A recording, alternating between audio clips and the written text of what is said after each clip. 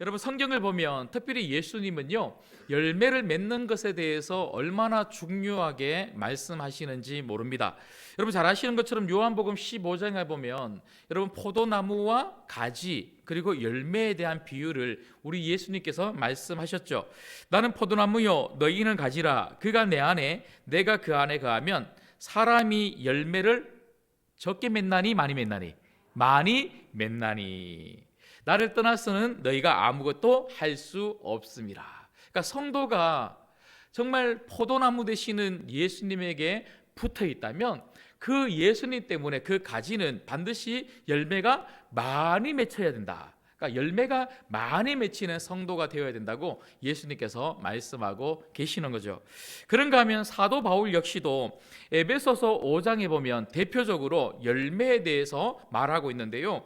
성도는 어둠의 열매를 맺으면 안 되고 빛의 열매를 맺어야 된다라고 이야기를 하면서 빛의 열매는 이런 것이 있다 그렇게 말씀하고 있습니다. 여러분 이렇게 예수님께서 말씀하셨던 것처럼 특별히 사도 바울이 말하고 있는 것처럼 정말 성도는 열매를 많이 맺는 그런 신앙의 삶을 살아야 한다는 거죠. 여러분 특별히 오늘 말씀을 예수님께서 비유로 말씀을 해주시는데요. 오늘 말씀에 보면 예수님께서 아주 상세하게 그 비유가 어떤 의미를 가지고 있는지에 대해서도 예수님께서 설명을 해 주셨습니다. 그래서 제가 조금 있다가 예수님의 이 설명을 기준으로 해서 여러분들에게 말씀을 다시 전하려고 하는데요. 여러분 가만히 보시면 결국 우리가 진정으로 맺어야 되는 신앙의 열매는 뭐냐면 바로 뭐겠습니까? 말씀의 열매들하는 거예요. 말씀의 열매. 그래서 오늘 예수님께서 비유로 말씀하시고 있는 이 내용에 두 가지가 아주 중요한 단어가 있는데 하나는 씨고 하나는 밭이라는 것입니다. 밭. 여러분 씨는 무엇을 말한다고요? 말씀을 말하는 거예요. 여러분 그래서 그 씨가 열매를 맺어야 되는 것처럼 말씀이 우리 가운데 임하면 우리는 말씀의 열매를 많이 맺으면서 살아야 한다고 그렇게 예수님이 말씀하고 계시는 거고요. 또 하나는 씨는 누구에게 뿌려지는 것입니까? 우리 어디에 뿌려질까요? 마음밭이죠. 마음밭. 그래서 이 씨 하나님 말씀이 우리의 마음밭에 뿌려지기 때문에 우리의 마음밭이 참 중요함에 대해서 예수님이 말씀하고 계시는 거죠. 그런데 이 씨가 뿌려진다는 것은요 무엇을 말하는 것이냐면 바로 이 씨가 우리의 마음밭에 뿌려진다는 것은요 우리가 마음을 활짝 열고 하나님 말씀을 듣는 것, 이게 참 중요함에 대해서 예수님이 말씀하고 계시는 겁니다. 그래서 여러분 성도의 마음밭이 중요하다는 말은요 성도가 하나님 말씀을 어떻게 듣는가, 이게 정말 참 중요한 거예요. 여러분 그래서 저는 목회를 하면서 가장 중요하게 제가 붙잡고 해야 될 목회 사역은 뭐냐면 바로 말씀의 사역인 줄 믿습니다. 그 어떤 사역보다 말씀을 뿌리는 사역, 이 말씀을 뿌리는 사역을 정말 잘해야지만, 여러분 제가 말씀을 잘못 뿌리면, 잘못된 씨앗을 뿌리면, 잘못된 말씀을 여러분들에게 전하면 여러분들에게 잘못된 신앙의 열매가 나올 수밖에 없는 거죠. 여러분 제 책임이 얼마나 큰지 몰라요. 그래서 여러분 제가 설교 말씀을 전하는 것이나 아니면 목회를 하면서 여러분 가정에 신방을 하는 것이나 상담을 하는 것이나 모든 순간순간마다 하나님 말씀을 가지고 제가 사역을 할 텐데 이 말씀을 인간적으로 제 생각에 의해서 제 경험으로 그렇게 잘못 전하는 것이 아니라 정말 하나님 말씀이 무엇을 말하는지 이걸 잘 전하기 위해서 저는 늘 언제나 조심하면서 말씀을 전해야 되겠죠. 그런가 하면 말씀을 듣는 여러분들은요 이러한 말씀, 제가 전하는 말씀뿐만 아니라 여러분들이 말씀을 읽을 때나 말씀을 묵상할 때나 모든 말씀을 여러분 아멘 하시면서 그 말씀을 잘 받아들일 수 있는 여러분들이 돼야 될 줄 믿습니다. 여러분 그래서 오늘 저는 이런 맥락의 말씀을 통해서 어떻게 하면 우리의 마음밭이 하나님 말씀을 아멘 하면서 잘 들을 수 있는, 잘 듣는 게 중요한 거거든요. 잘 들을 수 있는 그런 옥토밭과 같은 마음밭이 될 수 있을까? 오늘 예수님께서 하신 이 비유의 말씀을 통해서 몇 가지 살펴보려고 합니다. 여러분, 우리가 어떻게 하면 옥토밭과 같은 마음밭이 될 수가 있을까요? 첫 번째는요, 순종하기 위해서 말씀을 들어야 한다는 것입니다. 여러분, 우리가 하나님 말씀을 잘 들을 수 있는 가장 좋은 방법 중에 하나는 뭐냐면, 저 말씀 내가 듣고 순종해야지. 저 말씀 듣고 내가 순종해야지. 이런 마음으로 말씀을 들으면 그 말씀이 들리기 시작한다는 거예요. 여러분, 오늘뿐만 아니라 이런 마음을 한번 잘 살펴보시면 좋겠어요. 지난 몇 주 동안, 아니면 지난 몇 달 동안, 지난 몇 년 동안 하나님 말씀이 내게 정말 잘 들렸는가? 내게 정말 잘 들렸는가? 여러분, 하나님 말씀이 잘 들리고 들리지 않는 것은요, 나의 신앙을 너무나 잘 점검할 수 있는 중요한 시금석 기준이라는 거예요. 말씀이 안 들리면 병든 거예요. 말씀이 들리면 지금 내가 건강한 거예요. 여러분, 병들었는데, 영적으로 병들었는데 병든 줄도 모르고 그대로 방치하면 계속해서 병이 깊어지고 병이 깊어져서 그 말씀이 안 들리는 삶이 결국 어디까지 연결이 되냐면요, 내 신앙의 모든 삶의 전반으로 깊은 악 영향을 미치더라는 거예요. 여러분, 처음에는 말씀만 안 들렸는데요, 말씀 안 들리는 것을 그대로 방치했더니 이제는 헌금을 안 내요. 말씀 안 들리는 것을 그대로 방치했더니 이제는 하나님을 위해서, 주의 몸된 교회를 위해서 섬기지를 않아요. 그리고 기도회 장소를 안 나오기 시작하더니 점점 구역을 안 나가요. 구역을 안 나가기 시작하더니 이제는 예배를 안 나와요. 여러분, 이런 분들 우리 주변에 있습니까, 없습니까? 예, 많지 않으면 좋겠지만 그런 분들이 간혹 들어 있더라고요. 여러분, 정말 소망합니다.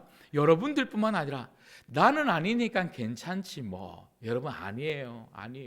여러분, 이렇게 구역 개강 예배를 드리는 오늘 하나님은 우리 개인에게 말씀하시는 것 같지만 우리 구역 식구들에게 함께 말씀하고 계시는 거고요, 우리 모든 성도님들에게 같이 말씀을 들으라고 전해주고 계시는 거예요.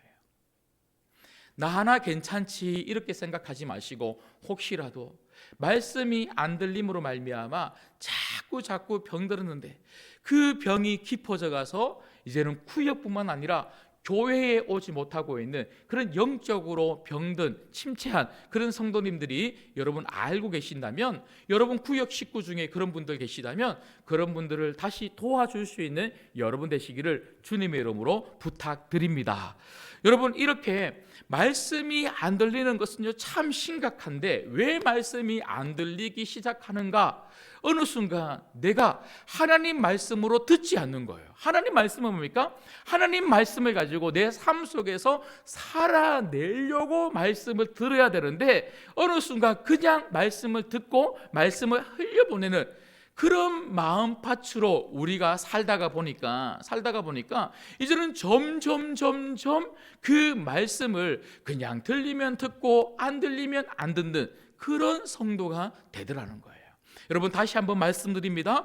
우리의 마음밭이 옥토밭과 같이 된다는 것은 하나님 말씀을 잘 듣는 것이고, 하나님 말씀을 잘 듣기 위해서 제일 중요한 첫 번째, 오늘 이 말씀 하나님 말씀이다. 나에게 주시는 말씀이다. 이 말씀대로 살라고 주시는 말씀이다. 그래서 이 말씀 내가 듣고 이 말씀대로 내가 순종해야지. 이런 마음으로 말씀 들을 수 있는 여러분 되시기를 주님의 이름으로 부탁드립니다. 여러분, 오늘 말씀해 보면요 4가지 밭이 있대요. 4가지 밭. 어떤 밭이 있습니까? 길가가 있고, 두 번째는 돌짝밭이 있고, 세 번째는 가시떨기 밭이 있고, 네 번째는 가장 중요한 옥토밭이 있습니다. 여러분, 이 밭에 대해서 제가 조금 있다가 다시 말씀을 드릴 거기 때문에 제가 하나하나 다 설명을 드리지는 않겠습니다. 마지막 네 번째 밭만 한번 보면 좋겠는데요, 예수님은 너무나 친절하시게 이렇게 밭에 대해서 설명하고 난 다음에 오늘 저희가 읽었던 말씀부터, 오늘 18절 말씀부터, 그런즉 내가 이 네 가지의 밭의 비유를 내가 너희들에게 말을 전해 주었는데 이 비유의 말씀이 전하고 있는 내용은 바로 이런 거란다 하고 하나하나 설명하시더니 마지막 네 번째 밭, 옥토밭, 좋은 밭이라 그러죠. 그 좋은 밭에 대해서 예수님이 이렇게 말씀하십니다. 23절 말씀을 같이 읽도록 하겠습니다. 23절 읽겠습니다. 시작. 좋은 땅에 뿌려졌다는 것은 말씀을 듣고 깨닫는 자니 결실하여 어떤 것은 100배, 어떤 것은 60배, 어떤 것은 30배가 되느니라 하시더라. 아멘. 여러분, 여기 말씀 보시면 사실 이 한 구절의 말씀을 가지고도요 설교를 몇 번이나 할 수가 있을 정도로 너무나 엄청난 말씀을 지금 예수님이 하신 거예요. 여러분, 말씀의 씨앗이 정말 제대로 뿌려지면 30배, 60배, 100배의 열매가 맺힌답니다. 이게 뭘 말해요? 점진적으로 성도는 자라야 한다는 거예요. 자라야 한다. 여러분, 그래서 여러분이 옥토밭과 같은 마음밭을 가지고 있다. 여러분, 어떻게 알 수 있습니까? 내가 자랐는지 안 자랐는지를 보면 아는 거예요.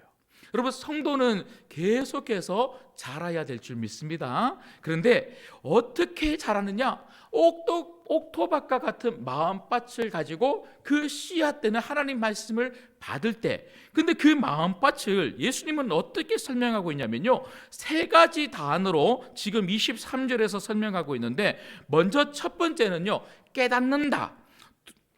죄송합니다. 첫 번째는 듣는다, 두 번째는 깨닫는다, 세 번째는 결실한다. 이렇게 표현하고 있습니다. 여러분, 말씀을 듣는 과정이에요. 여러분, 첫 번째는 여러분 말씀이 들려야 되는 거예요. 들려야. 근데 옥토밭과 같은 마음밭에 들릴 때는요, 이 마음밭이 어떻게 된다고요? 깨달아진다는, 깨달아진다.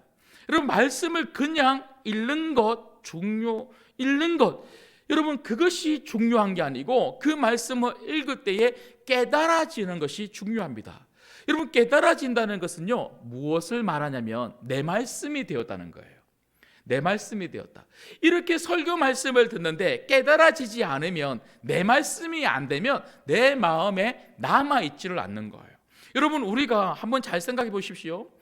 우리가 주일날이든 아니면 이런 수요 기도회든 말씀을 들을 때에 정말 은혜를 받고 그 말씀이 내게 하시는 강력한 말씀으로 깨달아질 때, 그 말씀이 이해되어지고 그 말씀이 정말 하나님 말씀으로 깨달아지면요, 여러분, 한 주간 내 모든 삶의 자리에서 자꾸 그 말씀이 마음속에 남아있기 때문에 자꾸 생각이 나는 거예요. 생각이 나는 거예요. 여러분, 이렇게 깨달아져야지만 결국 깨달아진 이 말씀, 내 마음속에 나의 말씀으로 남아있는 이 말씀을 가지고 어떻게 하게 될까요? 결실한다는 말은요, 씨앗을 심는다는 말이에요. 여러분, 이 말은 순종한다는 말이죠. 순종한다. 결실한다는 말은 순종한다는 말이죠. 여러분, 결국 예수님은 말씀을 듣는 게 참 중요하단다, 그리고 그 말씀을 깨달아서 나의 말씀으로 받는 것이 더 중요하단다.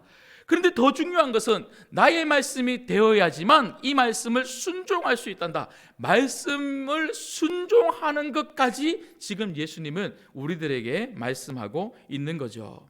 여러분, 정말 믿음의 사람은 말씀을 듣는 사람이에요.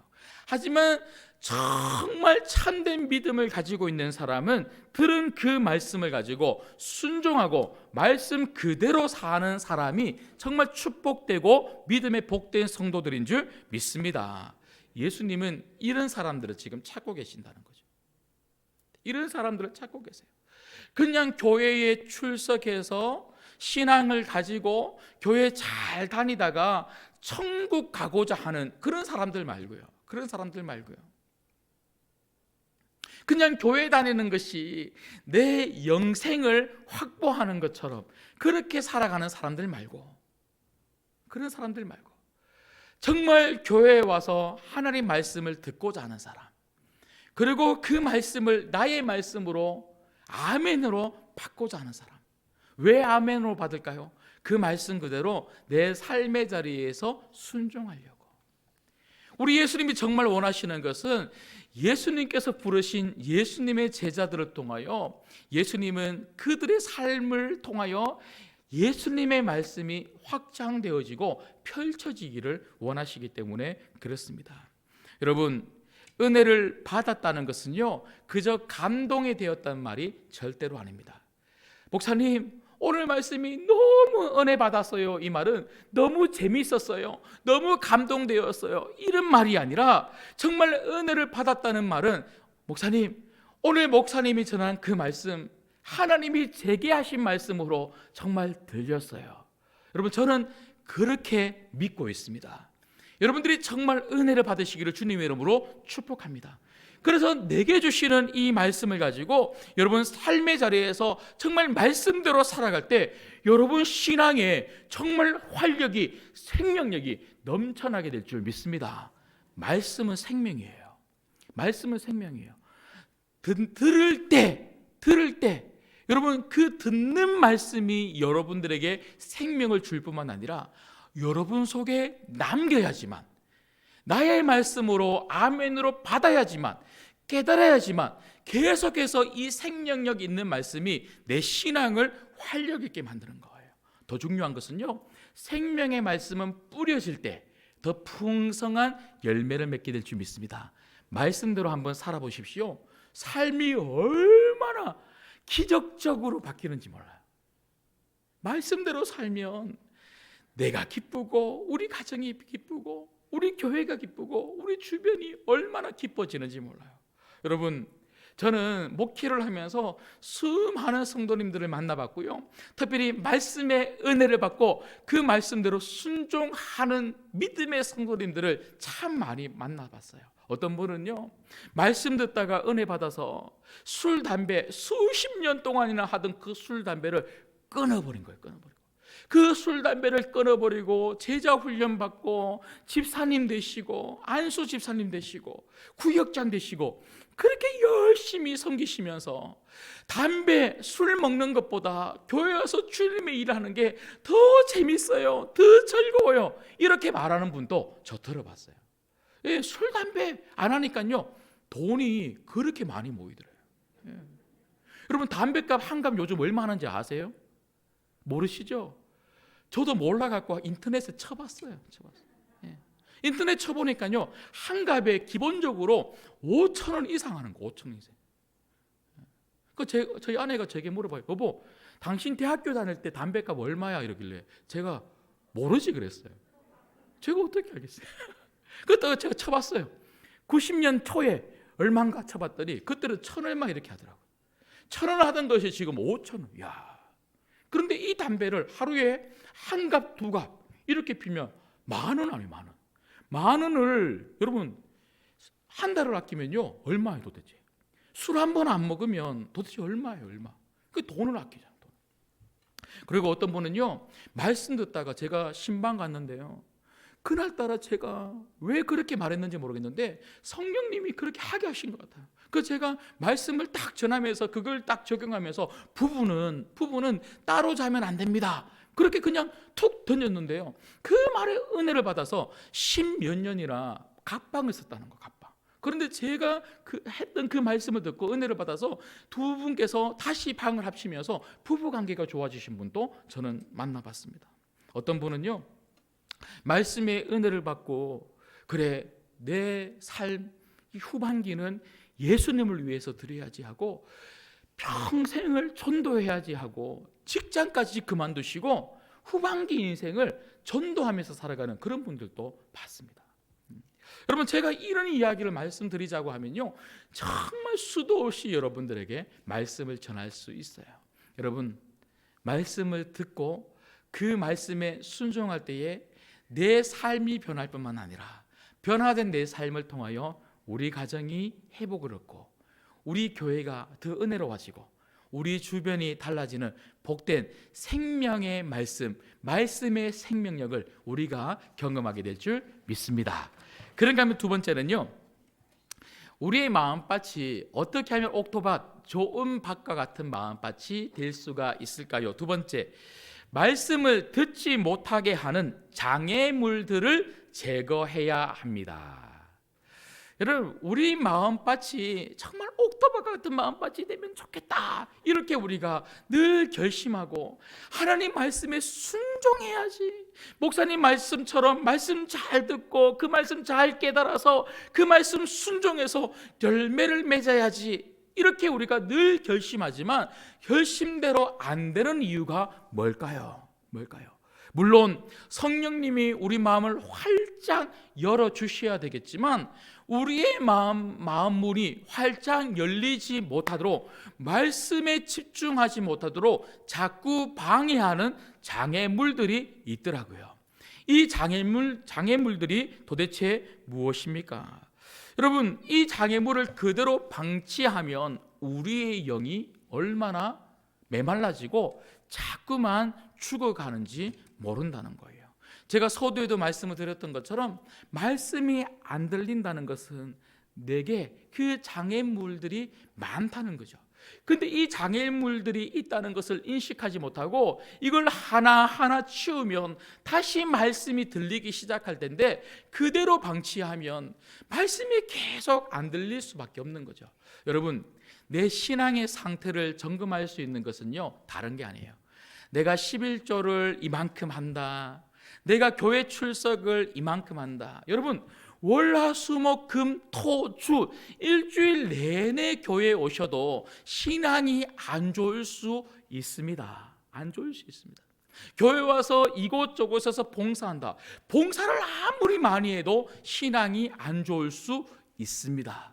신앙을 점검하는 가장 중요한 시금석은 다른 게 아니고, 제가 계속해서 말씀을 드리고 있는 것처럼 말씀이 들리느냐 들리지 않느냐는 거예요. 하나님 말씀에 내가 집중하느냐 집중하지 못하느냐. 그런데 집중하지 못하도록 막는 그런 장애물들이 참 많이 있더라는 거죠. 그 장애물들이 있는 마음밭이 어떤 마음밭입니까? 길가와 같은 마음밭이고요, 돌짝밭과 같은 마음밭이고요, 가시 등불과 같은 그런 마음밭이라는 것이죠. 여러분, 특별히 이 세 가지를 통해서 예수님이 우리가 치워야 될 그 장애물에 대해서 말씀해 주고 계시죠. 먼저 첫 번째는요, 길가와 같은 마음밭입니다. 길가와 같은 마음밭. 여러분, 오늘 저희가 읽었던 말씀 15절 말씀을 저희가 읽지는 않았지만 15절 말씀을 한번 보도록 하겠습니다. 자, 15절 말씀 같이 읽습니다. 13장 15절 시작. 이 백성들의 마음이 완악하여져서 그 귀는 듣기에 둔하고 눈은 감았으니 이는 눈으로 보고 귀로 듣고 마음으로 깨달아 돌이켜 내게 고침을 받을까 두려워함이라. 여러분, 어떤 사람들은요, 마음이 완악하여져서 듣기에 둔하고 눈을 감아버린 사람들이 있대요. 그러면서 예수님이 하시는 말씀이 19절 말씀 한번 보시죠. 왜 이렇게 눈을 감아버릴까? 왜 이렇게 말씀이 들리는데도 불구하고 듣지 않을까? 여러분, 19절 말씀을 같이 읽습니다. 시작. 아무나 천국 말씀을 듣고 깨닫지 못할 때는 악한 자가 와서 그 마음에 뿌려진 것을 빼앗나니 이는 곧 길가에 뿌려진 자요. 여러분, 먼저 이걸 한번 생각해 봐야 된다는 거예요. 왜 말씀이 내 마음에 안 들릴까? 왜 내 마음에 안 들릴까? 여러분, 그 이유는 다른 게 아니고 악한 자, 사탄 마귀가 있다는 거예요. 사탄 마귀. 여러분, 사탄 마귀가 끊임없이 오늘도 제가 새벽에 말씀을 전해드렸는데요, 오늘 새벽 본문이 바로 오늘 본문이에요. 오늘 새벽에 제가 말씀을 드렸던 것처럼 사탄이 우리의 어디를 집중해서 공격하냐면 우리의 마음과 생각을 공격하는 거예요. 특별히 우리의 마음과 생각을 공격하면서 그 사탄이 원하는 목적이 뭐냐면 하나님 말씀을 듣지 못하도록. 여러분, 지금 또 사단이 가장 강력하게 역사하는 곳이 어디냐? 그곳은 바로 말씀이 들리는 현장입니다. 오늘 이 예배의 자리에 교회만 들어오면 사탄이 없겠지, 마귀가 없겠지, 예배하는 시간에는 사탄이 역사하지 않겠지, 틀린 말이에요. 사단이 제일 강하게 역사하는 자리가 이렇게 은혜 받는, 기도하는 자리, 말씀 듣는 자리예요. 그래서 사단이 강하게 역사하셔서, 여러분, 하나님이 사랑하시는 자에게 잠을 주시지만 예배 시간에 잠을 잔다는 것은요, 사랑하시기 때문에 주시는 잠이 아니에요. 여러분, 그렇게 생각하면 틀린 말이에요. 그러면서 푹 주무신 얼굴로, 제가 잘 안 깨우죠. 저 주무시는 분 몇 분 봐도 잘 안 깨워요. 왜냐하면 얼마나 피곤하면 주무실까. 푹 주무시고 나가면 교회 오셔서 저렇게 주무시고 나가는 것도 참 은혜다, 이런 생각이 들지만, 근데 사실은요, 말씀에 보면 우리가 말씀 듣는 자리에서 잠을 잔다, 여러분, 이거는 사단의 공격이에요. 공격. 들어오는 그 순간부터 주무시려고 아예 작정하고 들어오시는 분들이 계세요. 정말입니다.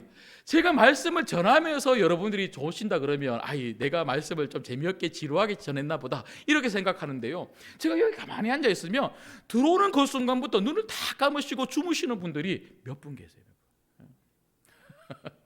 지금은 다 눈 뜨고 계신데요. 우리가 사단이 말씀을 듣지 못하도록 자꾸 우리의 생각을 자꾸 붙잡는다는 거죠. 특별히 여러분, 사단이 끊임없이 말씀을 듣지 못하도록 우리의 마음과 우리의 생각에 어떻게 공격을 하냐면요, 내 생각으로 가득 채우는 거예요. 내 생각. 여러분, 자기 생각이 가득한 사람들은요, 예수님 잘 못 믿어요. 여러분, 다른 말로 하면 교만한 거예요. 교만한 거. 그 교만한 마음으로 말씀을 듣잖아요. 예수님 절대로 믿을 수가 없어요. 여러분, 심지어 우리가 이렇게 교회에서 말씀을 듣고 말씀을 읽을 때에, 우리가 신앙생활을 오래 하신 분들일수록, 저 같은 목사일수록 여러분 조심해야 되는 게 뭔 줄 아세요? 교만이에요. 이 정도 말씀은 내가 다 알지 뭐, 이 정도는 내가 그냥 다 알고 있고 워낙 많이 들었으니까 이런 말씀은 이런 뜻이지. 여러분, 저도 정말 그런 부분에 있어서 얼마나 조심하는지 몰라요. 여러분, 제가 이렇게 설교 원고를 가지고 올라오지만, 여러분, 제가 이 설교 원고를 그 전에 했던 설교 참고는 하지만, 여러분, 제가 한 번도, 정말입니다, 한 번도 똑같은 설교 원고 들고 이 자리에 올라온 적 없어요. 이거 그 전에 준비했으니까 똑같은 말씀이지 하고 그렇게 들고 와서 똑같이 말씀을 예화 하나 몇 개 바꾸고 해본 적 한 번도 없어요.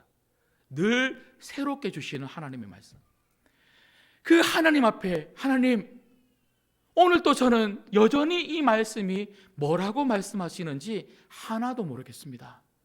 제 심령을 활짝 열어주셔서 말씀이 깨달아지게 하여 주옵소서. 여러분, 우리가 이런 겸손한 마음으로 말씀을 들어야 된다는 거예요. 내 생각으로 가득 차 있으면 아무리 담임 목사가 설교를 해도 이 말씀이 여러분 마음밭에 들리지가 않는 거예요. 여러분, 그런가 하면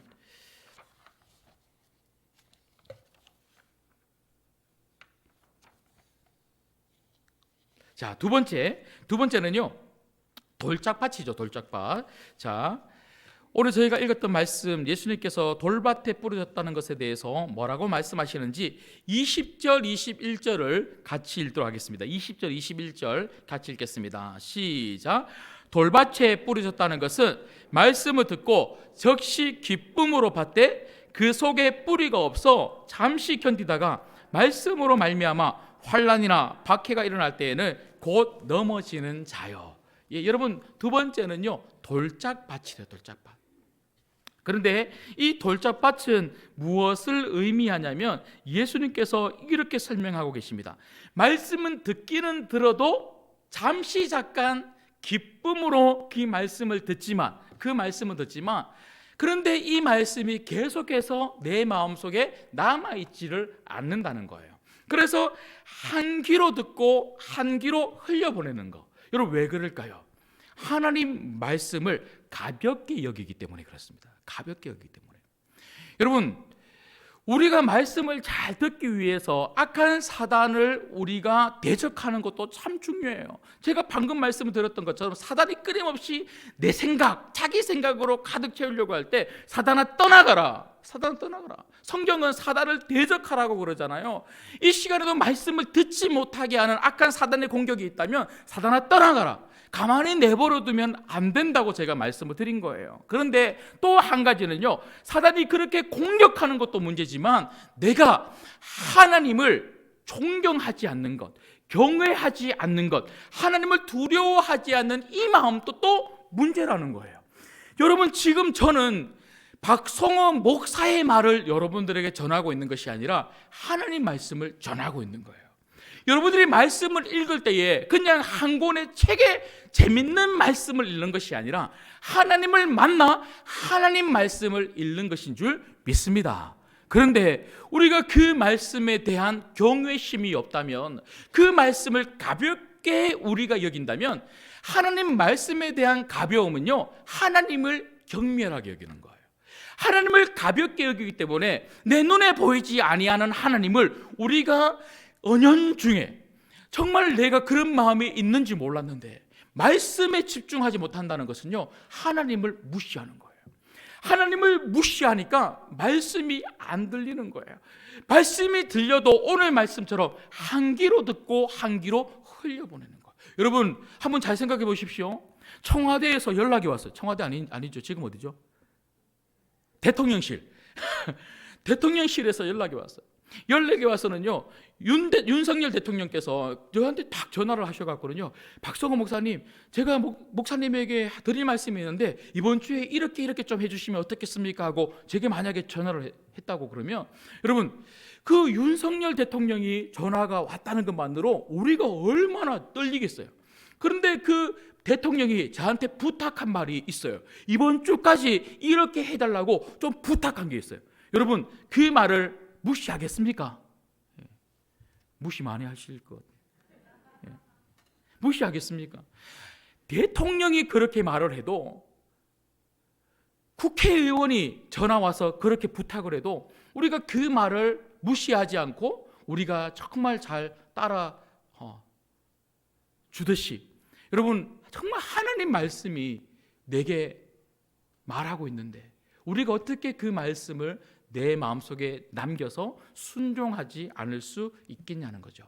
여러분 이렇게 말씀이 들렸다가 빠져나가고 들렸다가 빠져나가면 문제가 무엇입니까? 오늘 예수님이 뭐라고 말씀하십니까? 오늘 말씀에 보니까요, 21절에 보니까 그 속에 뭐가 없답니까? 뿌리가 없다. 뿌리가 없다. 여러분 우리가 돌짝밭 같은 마음으로 신앙생활 하면요, 신앙의 뿌리가 내려지지 않아요. 믿음의 뿌리가 없어요. 견고한 믿음, 견고한 신앙의 그런 성도가 될 수가 없는 거죠. 여러분 시간이 오래 간다고 해서 여러분 우리 삶 속에 그런 신앙의 뿌리가 생기는 게 아니고요, 하나님 말씀을 정말 내 마음속에 잘 남길 때에 우리 삶 속에 신앙의 뿌리가 생기더라는 거죠. 자, 마지막입니다. 마지막.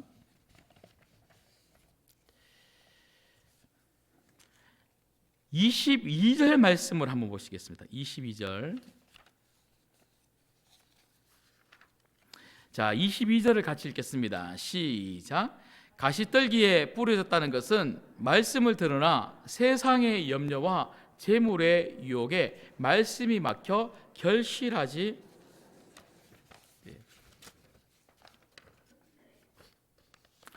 여러분 예수님은 아주 상세하게 가시떨기에 뿌려진 것에 대해서, 이 가시떨기 밭과 같은 마음밭이 어떤 밭인지에 대해서 두 가지를 말씀을 해주시는데요. 하나는 세상의 염려가 가득한 사람, 또 하나는 재물의 유혹이 가득한 사람, 이런 사람들을 이야기를 한다고 지금 말씀하고 있습니다. 여러분, 염려가 많다는 것은요, 기본적으로 누구를 안 믿는 거예요? 하나님을 안 믿는 거죠. 기본적으로 하나님을 안 믿는 거죠. 마태복음 6장 31절에 예수님께서 이렇게 말씀하셨죠. 그러므로 염려하여 이르기를 무엇을 먹을까, 무엇을 마실까, 무엇을 입을까 염려하지 말라. 염려하지 말라. 여러분, 우리가 염려가 많으면요, 하나님 말씀이 눈에 들어오지도 않고 하나님 말씀을 찾지도 않습니다. 자꾸 세상의 일들로 염려 가득한 삶을 우리가 살아간다면 하나님 말씀에 집중할 수가 없는 거죠. 여러분, 그런가 하면 재물의 유혹이 있는 사람, 여러분, 우리가 세상 속에서 제일 염려하는 것 중에 하나가 무엇입니까? 돈입니다. 돈 때문에 우리가 얼마나 많이 염려하는지 몰라요. 그래서 예수님은요, 세상의 염려라고 말씀하시고 난 다음에 한 가지 더 붙이셨는데 재물의 유혹이라고 합니다. 여러분, 결국 이 재물을 가지고 사탄이 우리를 얼마나 유혹하는지 몰라요. 그래서 물질 때문에 예수님을 믿는 삶을 자꾸 등한시하고 어느 순간 예수님을 자꾸 떠나서 세상으로 돌아가는 사람들이 얼마나 많은지 몰라요. 여러분, 당장 예배도 그렇지 않습니까? 예배를 드릴래, 세상에서 돈을 벌래. 여러분, 이 둘 사이에서 우리 성도님들이 얼마나 많이 고민하는지 몰라요. 여러분, 제일 많이 고민되는 것 중에 한 가지가 바로 그거 아닙니까? 돈을 벌 것인가, 예배를 드릴 것인가, 하나님 말씀을 들을 것인가, 돈을 헤아리는 삶을 살 것인가. 이 둘 사이에서 우리가 얼마나 고민하는지 몰라요. 여러분, 그래서 바울은 뭐라 그럽니까? 그래서 예수님은 뭐라 그럽니까? 두 주인 사이에서 우리가 둘 다 섬길 수 없다. 여러분, 예수님도 힘이 있지만 돈도 그만큼 힘이 있다는 것에 대해서 말씀하고 있는 거예요. 여러분, 물질이 얼마나 힘이 있는지 몰라요. 물질의 힘이 자꾸 우리를 끌어당기는 거예요. 예수님께 가지 말고 예수님께 가지 말고 저 세상으로 나오라고 물질이 얼마나 우리를 자꾸 끌어당기는지 모릅니다. 여러분, 이렇게 물질의 유혹에 우리가 걸려 넘어지면 절대로 우리가 하나님 말씀에 집중할 수가 없는 거죠. 여러분, 이 말씀을 좀 정리하고 이제 마지막 세 번째를 보려고 합니다.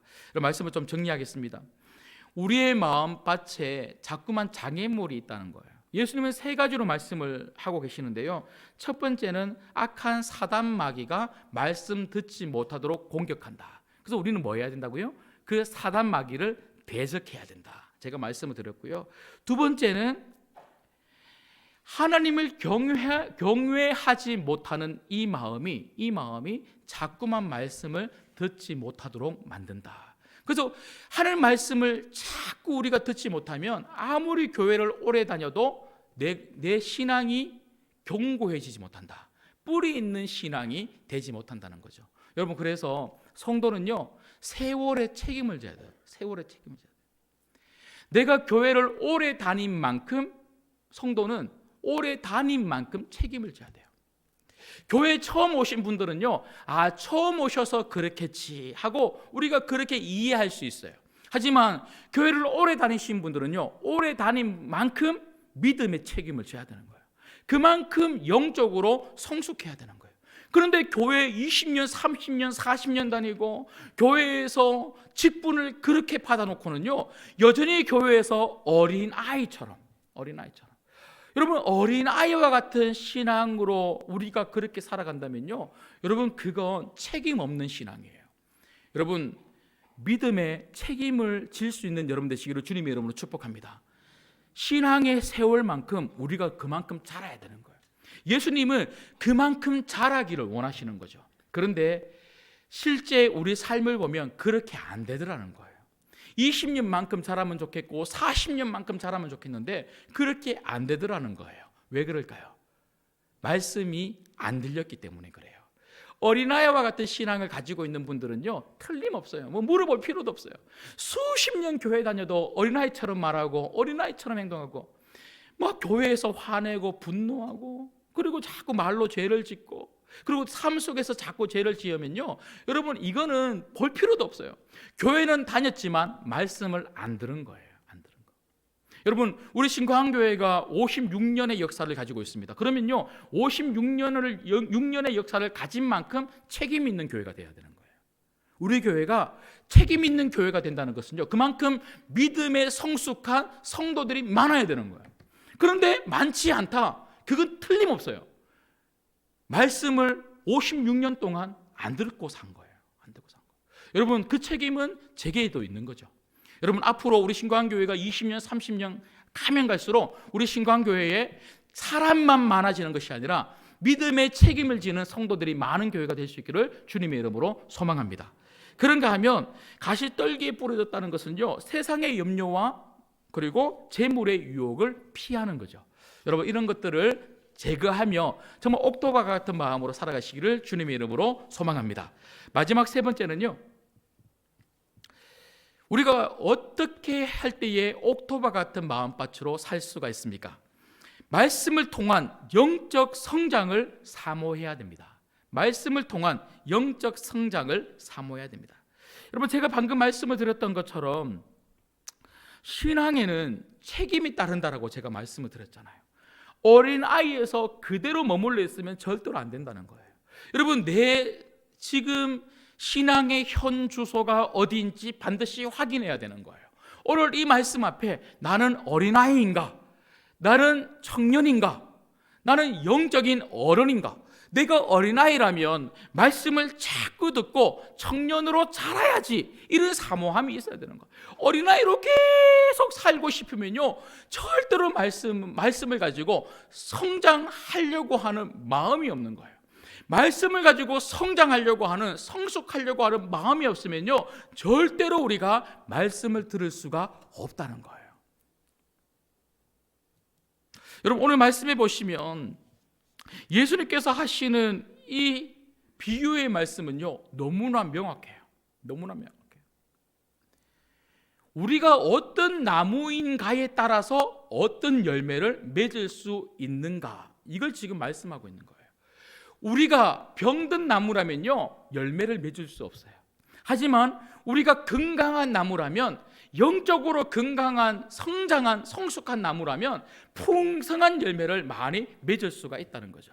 그래서 우리의 사모함, 우리의 소망은 뭐냐면 어린 나무로만 있을 것이 아니라 계속해서 자라는, 성장하고 성숙한 나무, 그 나무의 상태가 되고자 우리가 간절히 사모해야 한다는 거죠. 여러분,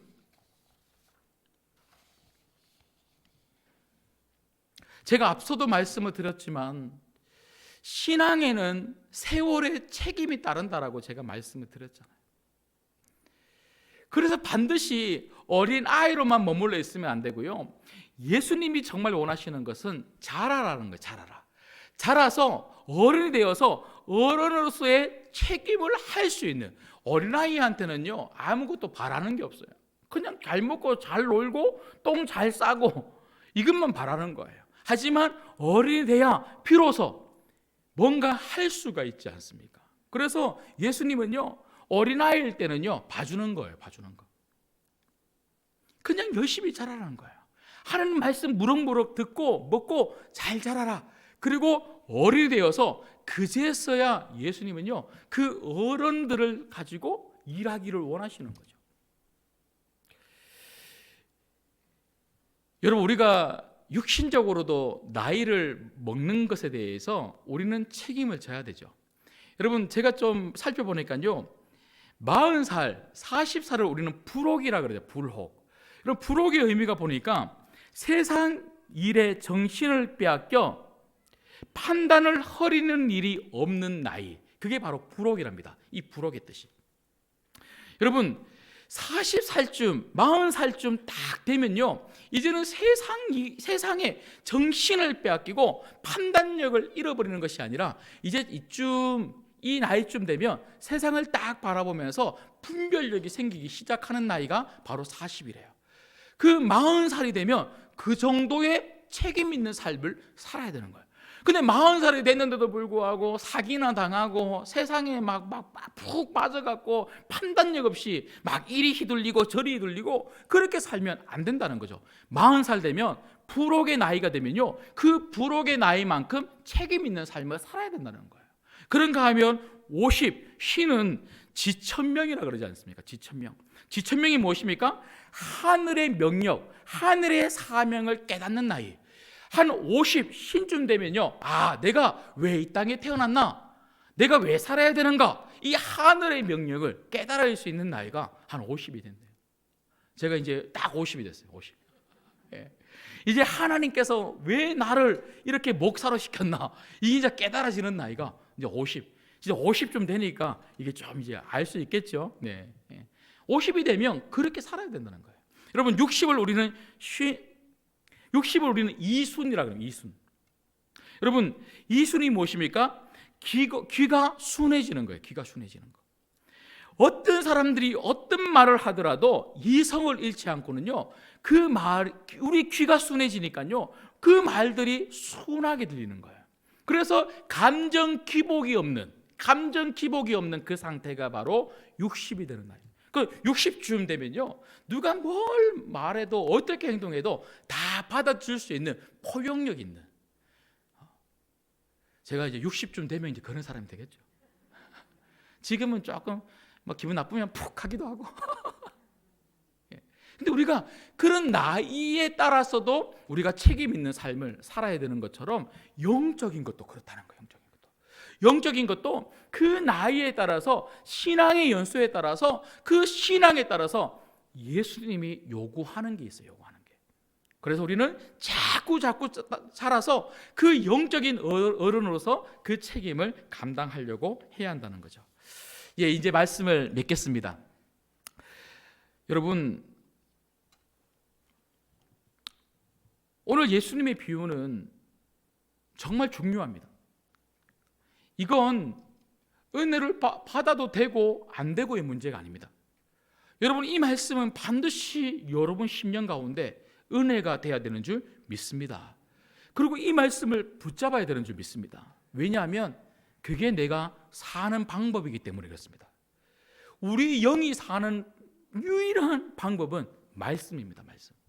여러분, 기도만 열심히 하고 교회만 열심히 다니고 그냥 열심히 봉사한다고 해서 내 영이 살아나는 게 절대로 아닙니다.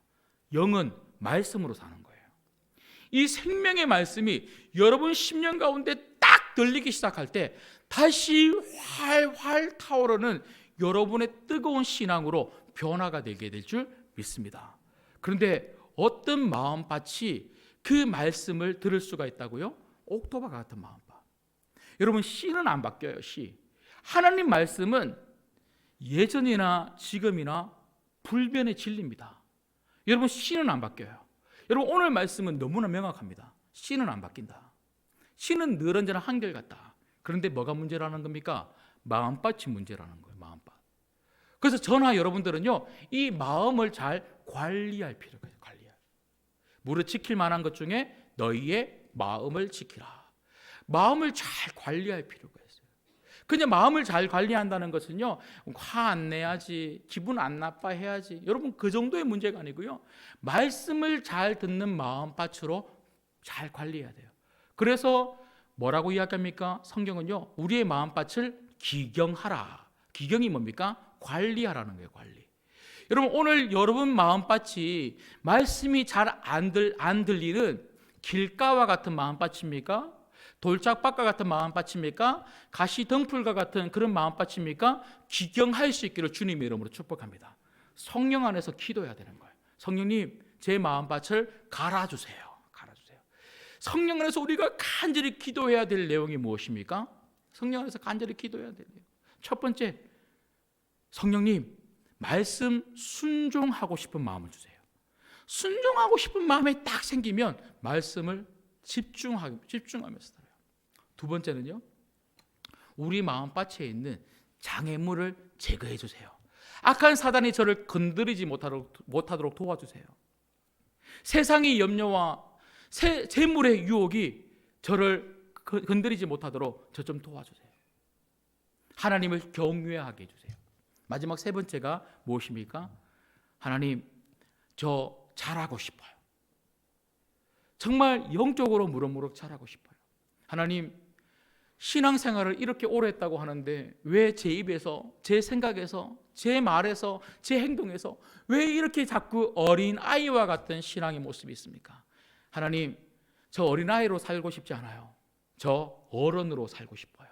영적인 어른이 되고자 하는 그런 사모함이 있을 때 하나님 말씀을 먹고 싶은 마음이 들게 될 줄 믿습니다. 이런 말씀을 통해서 여러분 무럭무럭 자라나시고 그런 구역들이 되시기를 주님의 이름으로 부탁드립니다. 기도하겠습니다.